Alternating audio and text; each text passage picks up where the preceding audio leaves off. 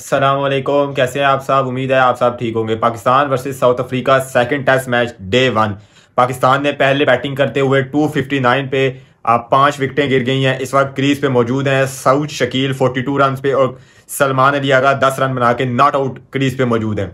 पाकिस्तान की जो आज की बैटिंग थी वो बहुत अच्छी थी। वो मैं अच्छी इस वजह से कह रहा हूँ कि क्योंकि आपने पिछले टेस्ट मैच में देखा कि डे 1 में जैसे बैटिंग आप जितनी ज़्यादा करते हैं, चलें डे 1 में हमने पिछला टेस्ट मैच तो इससे बेहतर खेला था, लेकिन आज भी थोड़ी आसान नहीं थी पिच, उस तरह की आसान नहीं थी। आप देखें अब्दुल्ला शफीक रबाडा से और जॉनसन से कि मतलब कितना उन्होंने स्ट्रगल किया। तो शान मसूद, कप्तान शान मसूद भी बहुत बैक फुट पे रहे हैं किसी टाइम पे, लेकिन बाद में उन्होंने भी चार्ज किया, बहुत अच्छी बैटिंग की। तो डे 1 पे आप जितना स्कोर अच्छा बनाएंगे वो आपके लिए अच्छा है, ठीक है। क्योंकि जिस तरह आपने पिछले टेस्ट मैच में भी देखा, डे 1 होता है, डे 2 होता है, डे 3, डे 4, तो जैसे जैसे दिन गुजरते हैं उस तरह पिच मुश्किल होती जाती है। तो पहले बैटिंग करते हुए पाकिस्तान ने एक अच्छा टोटल लगाया और इस वक्त क्रीज पे 2 रिकग्नाइज बैटर मौजूद हैं और कल इनका थोड़ा सा मजीद बेहतर रन्स को करना बहुत ज़रूरी है। अच्छा, उससे ऊपर अगर मैं शुरू से बैटिंग पे बात करूं तो जैसे मैंने आपको बताया था, कप्तान शान मसूद के लिए एक इंसल्ट है कि उस बेचारे की 30 एवरेज है। बिल्कुल उसके लिए मतलब उसकी अपनी रेपुटेशन ख़राब होती है कि जब उसके स्टैट्स देखे जाते हैं और 30 एवरेज दिखी जाती है। आई मीन इतना अच्छा बैटर है, ठीक है। उसके लिए काउंटी भी मैं देखा करता हूँ, 2023 से देख रहा हूँ, जिस टाइम वो टीम में भी प्रॉपर शामिल नहीं हुआ था। तो वो आज बहुत अच्छा ना खेला, अटैक किया। मतलब शुरू में थोड़ा सा बैकफुट पे रहे, लेकिन उसके बाद अटैक किया और अच्छा, मतलब 87 सेंचुरी कर सकता था वहाँ, शायद सेंचुरी करनी भी चाहिए थी। लेकिन फिर बात वही होती है कि आपने वहाँ, कप्तान की खुद बात आती है कि वहाँ आपने इंडिविजुअल की परफॉर्मेंस नहीं देखना है कि किसने टीम के लिए अच्छा किया। तो बहुत ही अच्छी बैटिंग की कप्तान शान मसूद ने, क्योंकि मैंने ग्राउंड में जाके देखी तो बहुत मज़ा आया कप्तान की बैटिंग देखते। अब्दुल्ला शफीक के लिए बहुत रिलीफ था और उसने बहुत, जैसे पिछले टेस्ट मैच की सेकेंड इनिंग्स में, मतलब लास्ट इनिंग्स में उसने बहुत अच्छा बाबर आजम के साथ 41 रन किए, तो उसी फॉर्म को उसने कंटिन्यू किया और आज बहुत बेहतर खेला अब्दुल्ला शफीक। ठीक है, वो स्टार्ट में बहुत से चांसेस क्रिएट हुए, कैच भी ड्रॉप हुआ, वो बेस को बॉल लगी लेकिन आउट नहीं हुआ, मतलब बेस नहीं उठी, तो बहुत से चांसेस क्रिएट हुए अब्दुल्ला शफीक के। लेकिन इवेंचुअली अब्दुल्ला शफीक ने तो नहीं कहा था कि मेरे कैच ड्रॉप करो, तो इवेंचुअली उसने रन्स किए, उसने वो अपॉर्चुनिटी को ग्रैब किया कि हाँ मुझे इतने अपॉर्चुनिटी आप दे रहे हो, तो फिर उसने ग्रैब की और बहुत अच्छा सॉलिड नॉक खेला।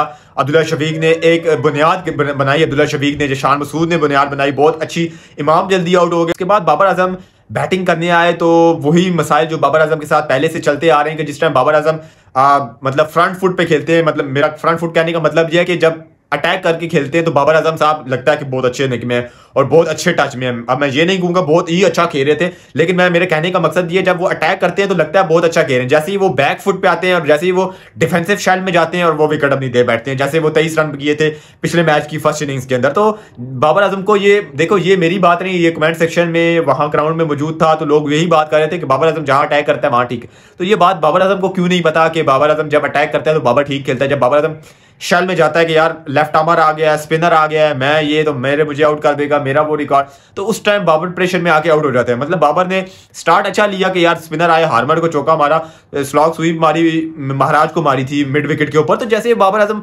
अटैक करता है तो ठीक खेला। तो ये बाबर आजम को खुद भी देखने की जरूरत है। अब कमेंट सेक्शन में अजीब अजीब किस्म की भी लोग बातें करते हैं कि बाबर आजम की इन बुरी परफॉर्मेंस के पीछे बाबर आजम के फैंस का हक है और मतलब किरदार है कि यार वो बाबर आजम को क्यों आते हैं देखने, बाबर को सपोर्ट क्यों करते हैं, बाबर के नारे क्यों लगते हैं, बाबर को पता है मैं 16 रन भी बनाऊंगा तो फैंस मुझे सपोर्ट करेंगे, इसलिए बाबर इंप्रूव नहीं करता। मतलब एक अजीब, एक बेतुकी किस्म की बात है 2026 में इस तरह की बात करना कि फैंस क्यों आते हैं सपोर्ट करने के लिए। तो फैंस तो आएंगे सपोर्ट करने के लिए, किसी फैन ने ये नहीं कहा कि डोमेस्टिक ना के लिए। मैंने खुद बोला बाबर आजम कायदे आजम ट्रॉफी के लिए, बाबर काउंटी क्रिकेट क्यों नहीं खेलता, इमाम खेला। तो इसका हरगिज मतलब नहीं है कि आप अपनी फ्रस्ट्रेशन अजीब किस्म की चीज़ों पे निकाल दें कि जी फैंस की वजह से। फैंस तो आएंगे सपोर्ट करेंगे भाई, उनको पसंद है, उनको ये पिछले 2 साल की वजह से तो नहीं नापसंद कर सकते उसको। उसने फैंस ने अगर उसको पसंद किया है तो ओवरऑल उसके 8-10 साल के कैरियर पे पसंद किया है। तो ऐसे फजूल ब्लेम बाबर के फैंस पे डाल देना कि क्यों सपोर्ट करें, क्यों चीयर्स कर रहे हैं, क्यों ये हो रहा है, क्यों आउट होने पे अब्दुल्ला शफीक के नारे लग रहे, तो ऐसे फजूल किस्म की बेतुकी किस्म की बातें ना किया करें।